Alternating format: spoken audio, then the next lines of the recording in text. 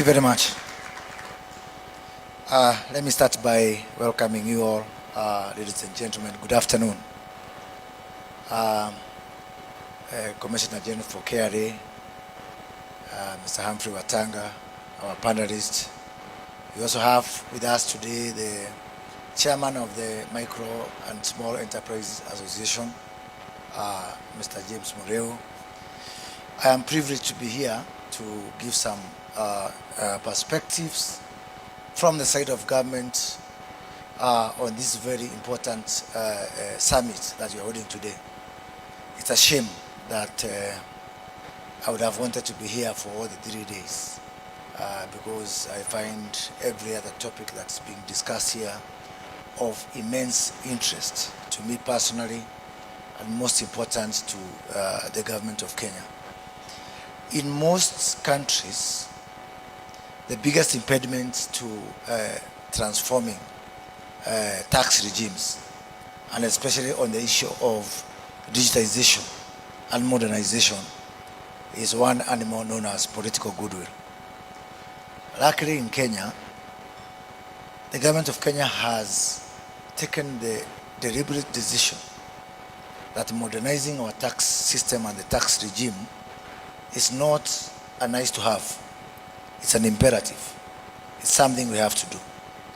So therefore, we are already starting from a pedestal of acceptance. As a matter of fact, it is His Excellency the President, Dr. William Ruto, who pushes the extra mile and the extra pedal on the front of transforming our tax regime, as opposed to the other way around. You know, in other countries or even in previous administrations, you find that there was will from among the technocrats, the revenue authorities, treasuries, to modernize, but they got into the handwoods of political goodwill. And why is it important for us to modernize our tax systems? First of all, there is something that is happening not just in Kenya, but across Africa, and especially because of whatever is happening within the developed economies, principally the U.S. economies, the high interest rates. You can start to imagine that just a few years ago, just before COVID, you know, the Fed rate in the U.S. was has gone up close to 7-8 times. Just the Fed rate. If the African economies, if the interest rate will go up proportionate to what has happened within the US economy, Africa, as you know it, as an economy, would collapse. So therefore, the issue of debt, the issue of borrowing, in Kenya today, in Kenya shillings terms, this year, we will pay 750 billion Kenyan shillings. That is just close to 6 billion US dollars. 30% of our tax revenue will go to paying interest on domestic debt. I didn't say principal. I just talked about interest. I didn't talk about foreign debt. I just talked about domestic debt. And so therefore, the money that was collected today from 8 o'clock to maybe around now, we've just been working for people who lend money to government. It is that catastrophic.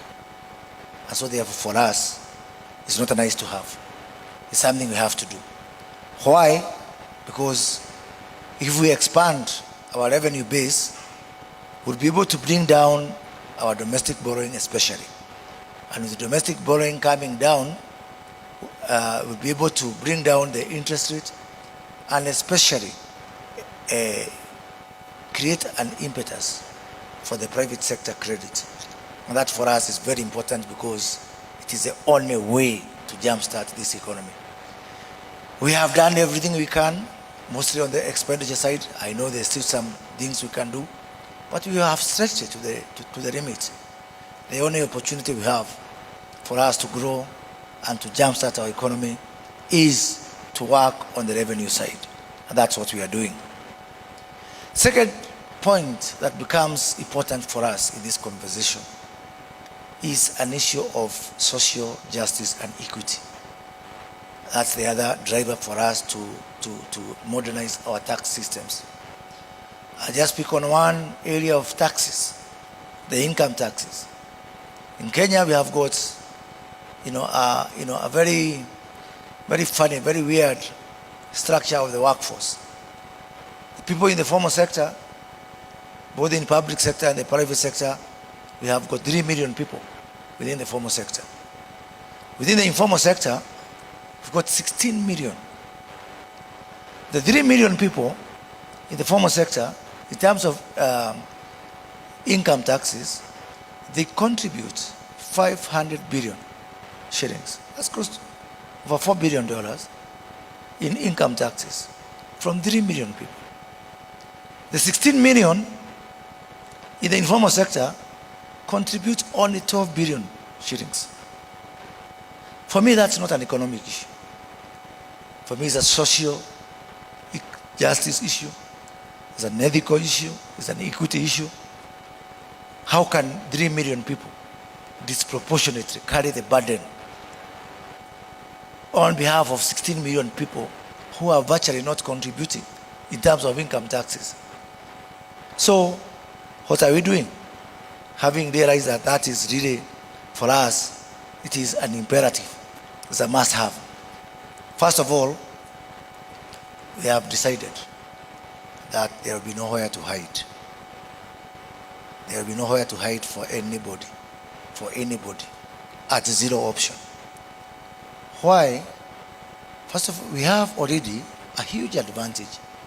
The level of digitization, digital payments of the Kenyan economy can be, other countries can look at it green with envy.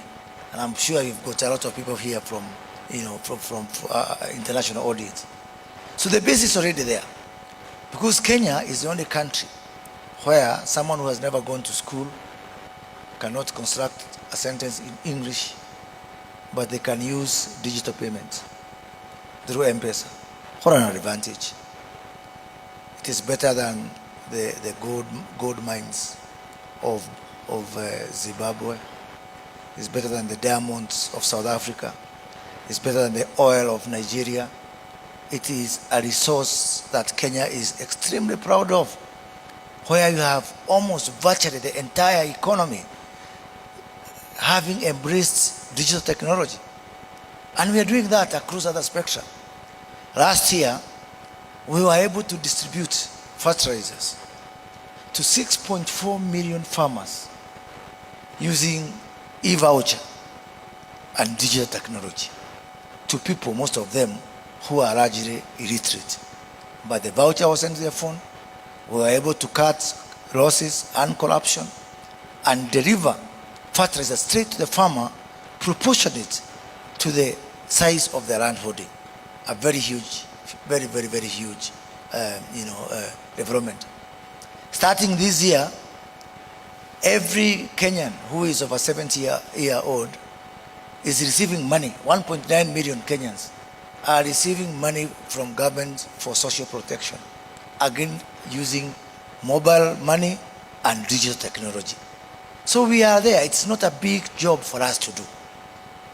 And because the base is there and the will is there, what we are now doing is just going to implement this. The gentleman from Safaricom has told you about our pay bills, our till numbers from our digital, from our mobile money. Today at KRA, the people who have the devices for VAT, the ETR devices, they are only 200,000.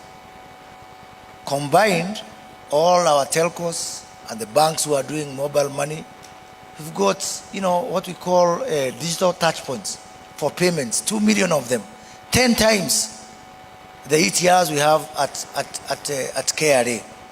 That just speaks to the huge opportunity that Kenya has to even have what I would call the early harvest of digitizing our revenue framework.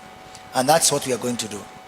We've agreed with the Commissioner General here that all those pay bills, Mr. James Mureo, because they are your members, they are your customers, please whisper to them that come Christmas 2024, all pay bills will also be virtual ETRs for purposes of KRA. And I know there's going to be some noise, but I also want you to tell me, where did we agree that someone will not pay taxes?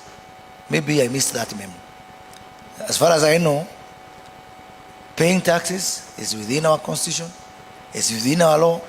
And by the way, when those people come to the tax bracket, maybe soon we can, for those 3 million unfortunate guys who are today paying taxes, probably we'll be able to lower the income tax for them. As our Cabinet Secretary for National Treasury said, once we net those people, the prospect of reducing our VAT, for example, from 16% to 14% will start to become a reality. This burden must and will be carried and shared by everybody. Take that to the bank. Second front is on the issue of silos. We are operating in silos. We have got just mountains and islands of people with information, which makes it very difficult for us to be able to even implement some of the topics that I've had here about AI and all that. And I like the gentleman from the UK who has said that the culture must be built. The culture of paying taxes must be built. But in our case here, I think also Professor Ndemo mentioned that it's not just getting people to use technology, but to accept to pay taxes. Luckily for us in this country, all Kenyans love the rule of law. They are aware that we agreed within our laws and our constitution that we pay taxes. So the culture thing is not a problem. What is remaining is for us to do what we need to do. I know within these pockets, some people, when we try, especially to use AI, we are going to get into the challenges of people, citing data protection and all that. But the government of Kenya is taking measures to ensure that when it comes to issue of paying taxes, even hiding behind data protection and data privacy cannot save you, because we are going back to ensure that we change the legal regime to ensure that data sharing, data transparency is actually an obligation for everyone who is holding data. So that will make it easy for us to be able to move to the next step in terms of digitalization. And by the way, one of our other very ambitious projects that we are currently, if you open the newspapers in Kenya, currently you'll find the discussion around our modernizing our healthcare system, where for the first time, and I think unique in the whole world, we are putting all 54 million Kenyans on one digital health platform. If we are going to achieve that, and we will, because we are embarking on it from a very accelerated pace, the next task of now ensuring that all these 54 million Kenyans are also visible for purposes of tax is not something we are hiding from. It's a reality. I know there is pushback on health. I know there's going to be pushback on revenue, but the best thing is that the government is determined, and we are going to see modernization of our health system, modernization of our tax system, because for us, it is the issue of revenue where we are is an existential threat for the country of Kenya as we know it. And finally, even if we are able to modernize and to automate everything within our borders, we cannot be fully successful unless we go the extra mile and go cross-border. So this morning we were I was delighted to hear that in the UK, they don't just look at compliance from within the borders. We have to go cross-border, integrate with customs authorities in other countries, trade facilitation systems, port community systems, any other source of information that can be able to ensure that we are as accurate and we are on point as much as possible, because for us, it is not a nice to have, it's a must have. Thank you very much.